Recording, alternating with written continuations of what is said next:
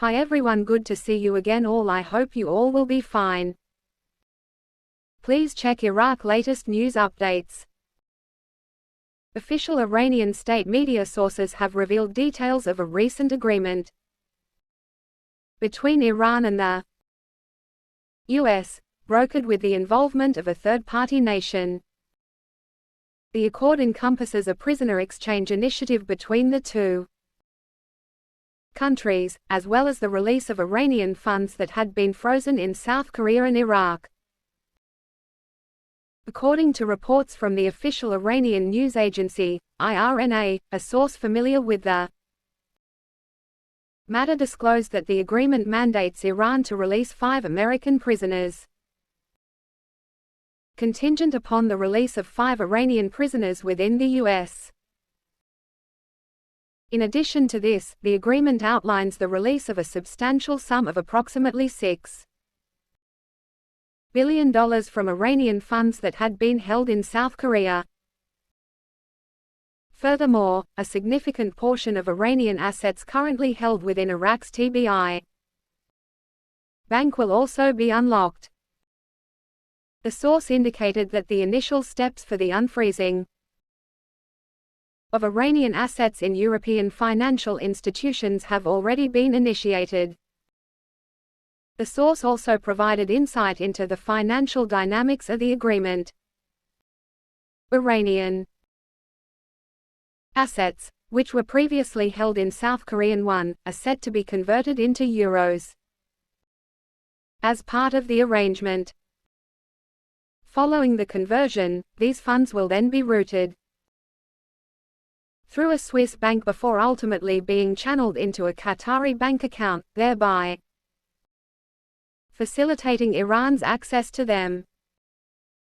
The official source highlighted a crucial precondition for the release of the American prisoners: the complete transfer of Iranian funds to Qatar must be accomplished beforehand.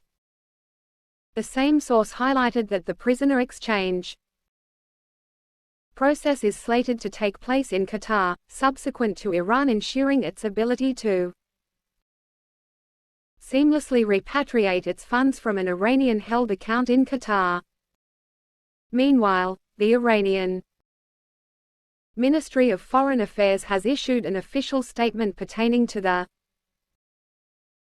Iranian-US agreement, particularly regarding the prisoner exchange and the release of Iranian funds that had been held by the U.S.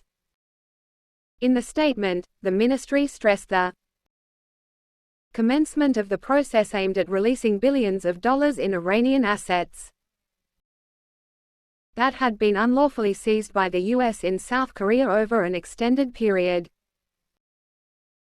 The ministry emphasized that the necessary safeguards have been secured to ensure the U.S. adherence to its commitments in this regard. The statement further elucidated that the issue of releasing the Iranian frozen assets, coupled with the removal of sanctions, imposed restrictions on its financial resources, which had been subjected to unlawful prohibition or difficulty in access due to concerns of foreign financial institutions over punitive U.S. sanctions, has consistently been a focal point on the agenda of the Iranian Foreign Ministry.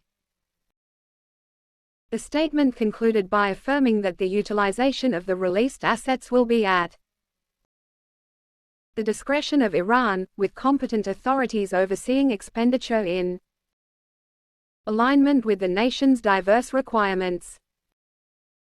And the Iraqi Prime Minister, Mohammad Shia al-Sudani, inaugurated on Thursday 2 add-on power plants with a production capacity of 250 megawatts in Mason Governorate in southeastern Iraq, according to the Iraqi news agency IRNA. During the opening ceremony, al-Sudani stated that this project is one of the strategic projects that will contribute to reducing the expenditure of the operational budget,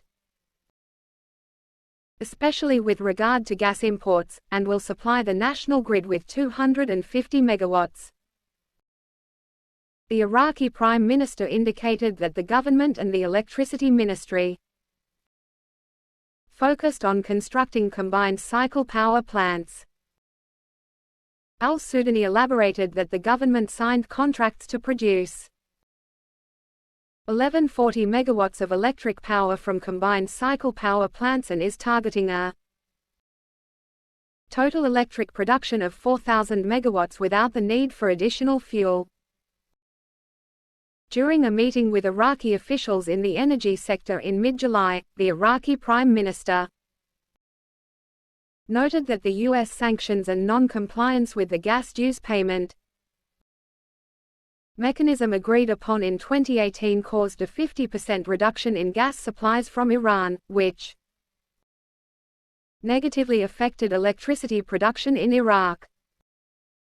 The Iraqi Minister of Electricity, Ziad Ali Fadel, told IRNA on Tuesday that a joint committee has been formed to discuss importing gas from Qatar and Turkmenistan. Thanks, take care.